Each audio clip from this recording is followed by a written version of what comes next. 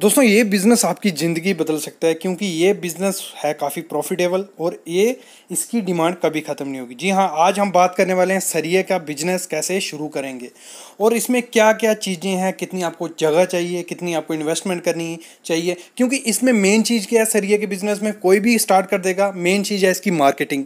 तो इसके मैं टिप्स बताऊँगा मार्केटिंग के इतने अच्छे कि आपका सरिया कहीं भी आपका मतलब ये नहीं है कि मार्केट में ही आपको जगह चाहिए, कहीं भी आप मार्केट खोलते हो इसकी सरिये के बिजनेस की तो आपका सरिया बिकेगा ही बिकेगा। तो एक मार्केटिंग टिप्स होने वाली है इस वीडियो में, जगह होने वाली है, कितनी इन्वेस्टमेंट है, कितने आदमी आपको चाहिए, और एक चीज़ साथ में मैं बताऊंगा कि कौन सा सरिया बेस्ट है घर के लिए। क्योंकि एज ए सिविल इंजीनियर, मैं एक सिविल इंजीनियर हूँ, तो कौन सा सरिया चूज़ करते हैं लोग और क्या क्या चीज़ें देखते हैं सरिया चूज़ करने में, वो चीज़ें आपको कहीं भी बिजनेस आइडिया में आप जितनी भी यूट्यूब पे वीडियो देख लोगे कहीं नहीं मिलेगी। क्योंकि इसी पे डिपेंड होता है मार्केटिंग टिप्स। जो आदमी को चाहिए वो अगर आप चीज़ रखते हो तो आपकी चीज़ें बिकेंगी ही बिकेंगी। तो स्टार्ट करते हैं सबसे पहले कि आपका बिजनेस मतलब इसमें स्टार्ट करने के लिए जगह कितनी चाहिए।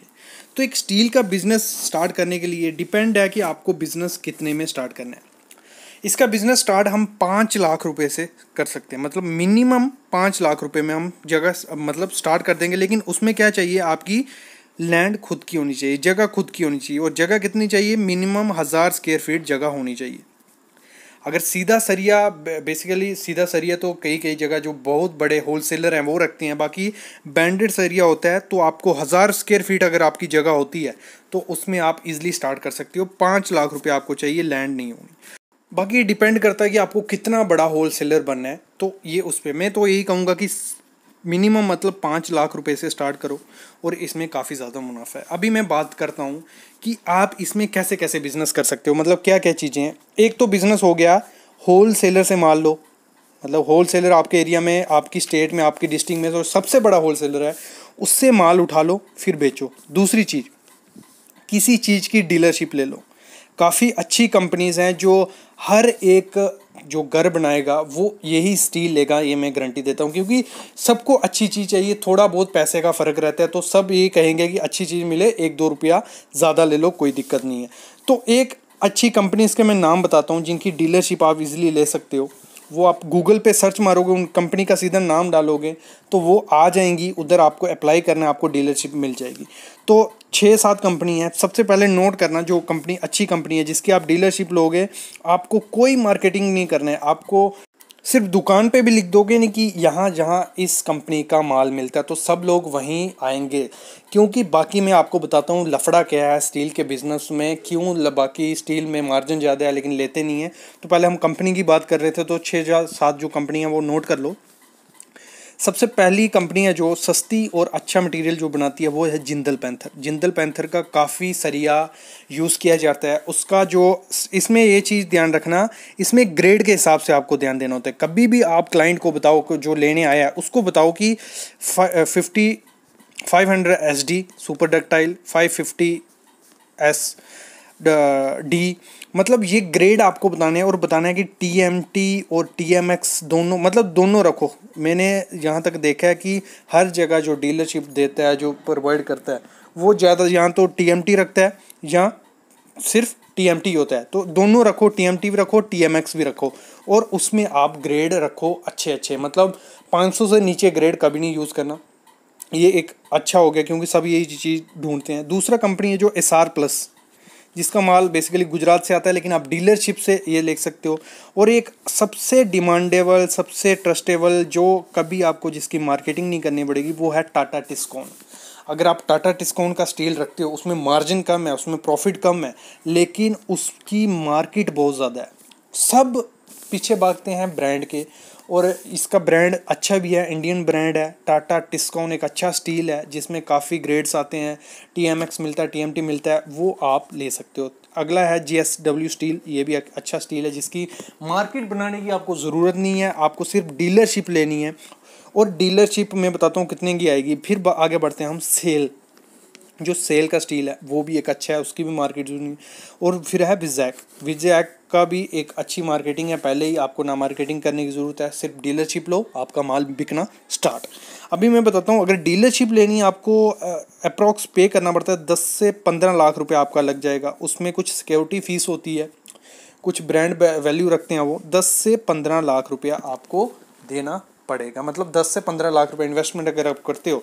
और ये जो इन्वेस्टमेंट है ये मतलब आपका ये माल लगेगा ही लगेगा। कंस्ट्रक्शन की काफ़ी ज़्यादा डिमांड है ना, आपका ये माल ख़राब होगा, बस आपको थोड़ा प्रिकॉशन लेना पड़ता है। ऊपर पॉसिबल हो या तो टीन या पतरा लगा दो, या नीचे सरिये के नीचे कुछ ब्लॉक रख दो कि सरिया कम से कम 1 फुट नीचे से ऊपर रहे। बाकी इसकी उम्र काफ़ी ज़्यादा है, कुछ नहीं होगा स्टील को, ठीक है।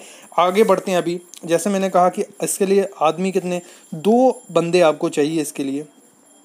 अगर 2 बंदे आपको नहीं भी मतलब रखने हैं कि छोटी दुकान है, तो आप ऐसा रखो कि लिंक रखो दूसरी दुकानों के साथ। उधर जो काम करता है उनको जब भी मटेरियल प्रोवाइड करना हो, जहाँ जो भी अवेलेबल लेबर हो आपके एरिया में, तो उसको फ़ोन करके आप बुला सको कि हम कि क्योंकि इसकी जो लेबर होती है, ऐसे तो आपने अगर बंदा रखा है वो महंगा पड़ेगा, लेकिन अगर ऐसे आप करते हो, आपको क्या करना होता है, सिर्फ उसको केजी के हिसाब से, जितना केजी वो माल उठा के ट्रक में रखेगा या ट्रॉली में रखेगा, उस हिसाब से उसको पैसे देने होते हैं। तो बाकी तो आपको कोई ज़रूरत नहीं है वहाँ, क्योंकि एक बार मटेरियल आके ट्रक ने डाल दिया वहाँ पे। अगर आप ब्रांडेड डीलरशिप लेते हो तो वो क्या करते हैं, जो मटेरियल लाएंगे वो खुद ही उतार के आपको देंगे, आपको उसमें कोई लेबर नहीं देनी होती है, ठीक है। ये हो गया।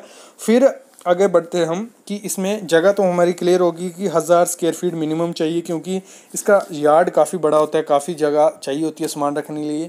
बाकी आपको आपके लिए ऑफिस के लिए एक दुकान होगी छोटी सी, वो भी चलेगी। एक मंडला की दुकान भी होगी, वो भी इसके लिए काफ़ी है।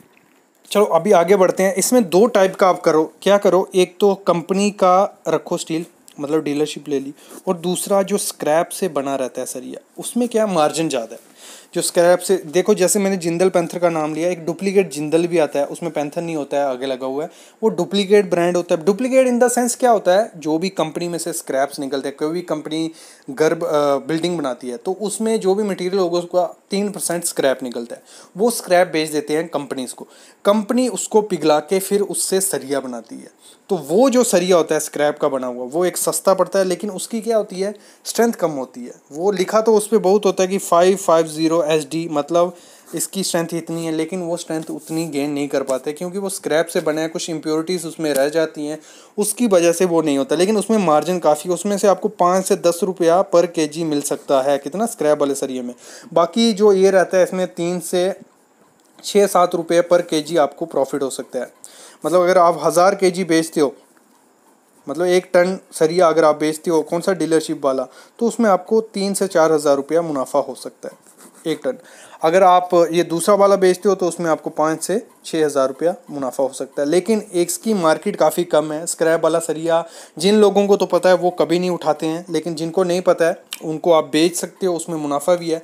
तो ये 2 ऑप्शन है आपके पास, एक तो स्क्रैप वाला सरिया रखो, जहाँ आप रखो कोई कंपनी का जो स्क्रैप से ना बना हुआ, या तो डीलरशिप ले लो। डीलरशिप लेने के लिए क्या करना है आपको, सिंपल कुछ नहीं करना है, गूगल पे सर्च मारो, आपको चाहिए कि आप टाटा टिस्कॉन की आपको डीलरशिप लेनी है। अगर कमेंट करो आपको नहीं मिलता है गूगल पे, मैं आपको लिंक प्रोवाइड करूँगा उसकी, टाटा टिस्कॉन की, उसमें वेबसाइट पे जाओ, वहाँ ऑप्शन है, आप डीलरशिप पे लिए अप्लाई भी कर सकते हो।